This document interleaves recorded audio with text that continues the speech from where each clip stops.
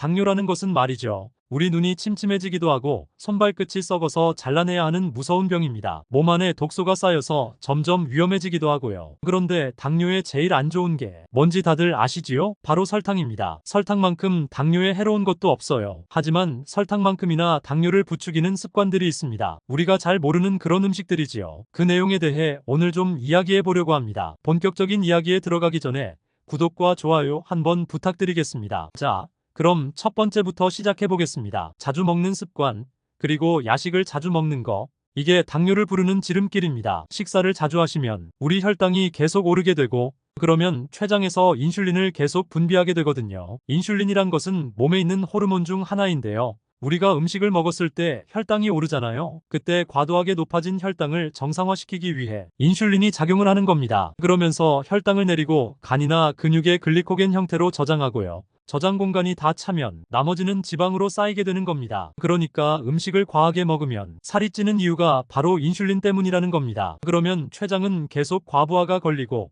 결국엔 인슐린의 기능이 떨어져서 인슐린 저항성을 유발하게 됩니다. 인슐린 저항성이 무엇이냐 하면 말 그대로 인슐린이 나와도 혈당 조절이 안 되는 상태를 말해요. 예를 들어 회사원들이 매일 야근을 한다고 생각해 보세요. 계속 야근을 하면 그 다음날 피곤하고 능률도 떨어지지요. 췌장도 똑같습니다. 밥을 자주 먹으면 야근을 자주 하는 회사원이라고 생각하시면 되는 겁니다. 공복 시간을 충분히 가져야 우리 혈당이 안정적으로 유지됩니다. 공복 시간을 충분히 가져야 한다는 것은 식사를 하지 않는 시간을 길게 가져야 한다는 뜻입니다. 그렇게 해야 우리의 혈당이 안정적인 범위 내에서 유지될 수 있습니다. 그렇기 때문에 간식이나 군것질, 떡이나 케이크 같은 것들은 피하시는 게 좋습니다. 간식, 후식 이런 것들 사실상 없다고 생각하시는 게 당뇨 관리에는 좋습니다. 그리고 야식 말씀드렸는데요. 야식 또한 당뇨의 주범 중 하나입니다. 똑같은 음식을 아침에 먹었을 때와 저녁에 먹었을 때 어느 쪽이 더 살이 찔까요? 바로 저녁입니다. 저녁에는 인슐린 민감도가 낮아서 같은 음식을 먹더라도 혈당이 더 많이 오르고 지방으로 쌓이기 쉬운 거예요. 인슐린 민감도가 낮다는 것은 인슐린의 기능이 떨어져 있다는 것을 뜻합니다. 우리 회사원들이 밤에 일을 하면 피곤하고 업무 능력이 떨어지듯이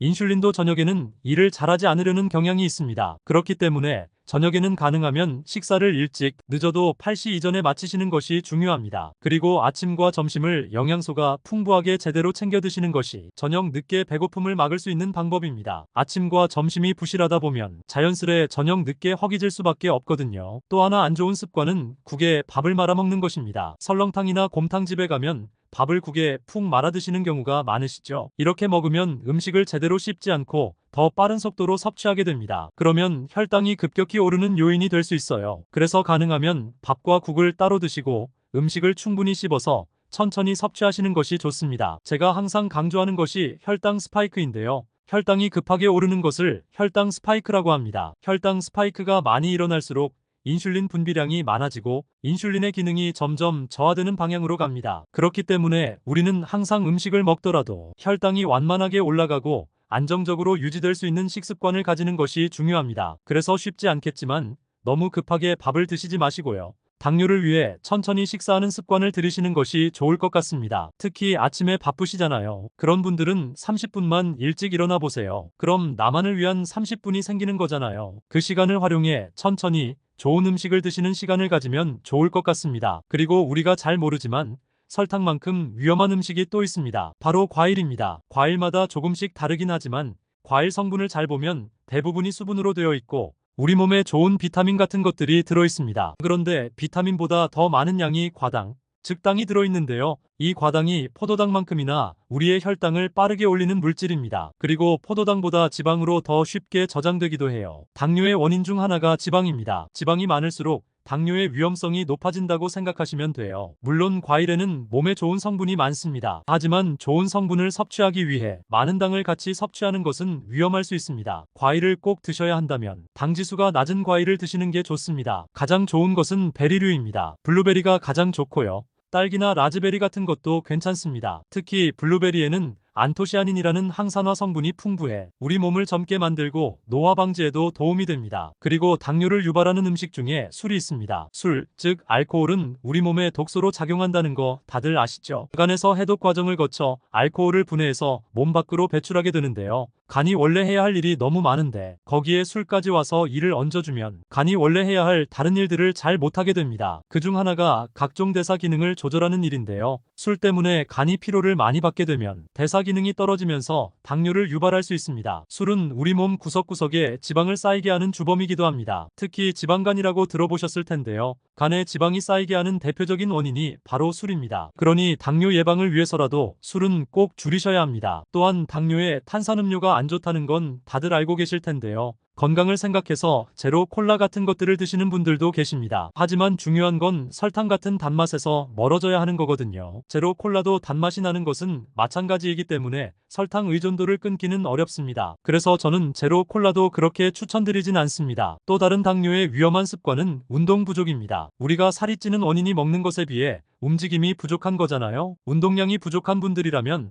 당뇨의 위험이 높을 수밖에 없습니다. 적어도 주 3회 이상 운동을 권해드립니다. 운동을 통해서 전신의 대사 기능을 높여주시면 당뇨 예방에 확실히 도움이 되실 겁니다. 마지막으로 당뇨 예방에 중요한 것이 수면입니다. 양질의 수면, 충분한 수면이요. 성인에게 필요한 평균 수면 시간은 7에서 8시간 정도입니다. 이 시간은 우리 몸이 회복하고 재정비하는 데 필요한 시간입니다. 필요한 수면량을 채우지 못하면 뇌 기능이 떨어지고 결국 대사 기능도 저하되어 당뇨를 유발할 가능성이 높아집니다. 최소 7시간 이상의 수면 시간을 확보하는 것이 중요하고요. 그냥 자는 것이 아니라 깊게 주무시는 것이 중요합니다. 그리고 여기서 중요한 것이 서카디언 리듬이라는 건데요. 우리 몸에는 자연스러운 생체 시계가 있습니다. 이게 바로 서카디언 리듬인데 밤이 되면 잠이 오고 아침이 되면 자연스럽게 깨어나는 그 리듬이죠. 이 리듬이 잘 맞아야 양질의 숙면을 취할 수 있습니다. 만약 늦은 시간까지 인공 조명에 노출되거나 휴대폰을 보며 시간을 보내면 이 리듬이 깨져서 쉽게 잠이 오지 않고 수면의 질도 떨어지게 됩니다. 그래서 규칙적인 수면 습관을 유지하고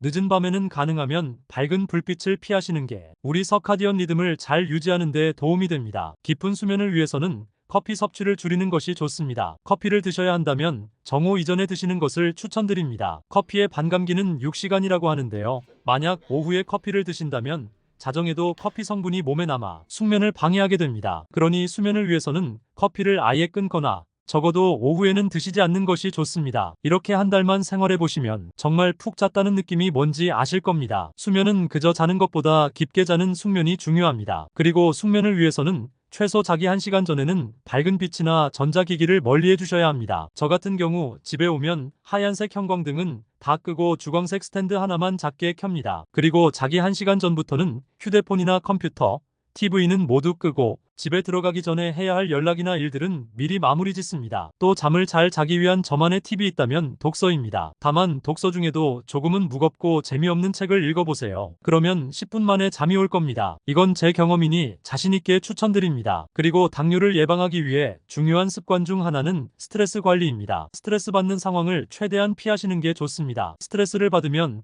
우리 몸에서 스트레스 호르몬인 코티솔이 분비됩니다. 이 호르몬은 혈당을 상승시키는 작용을 하는데요.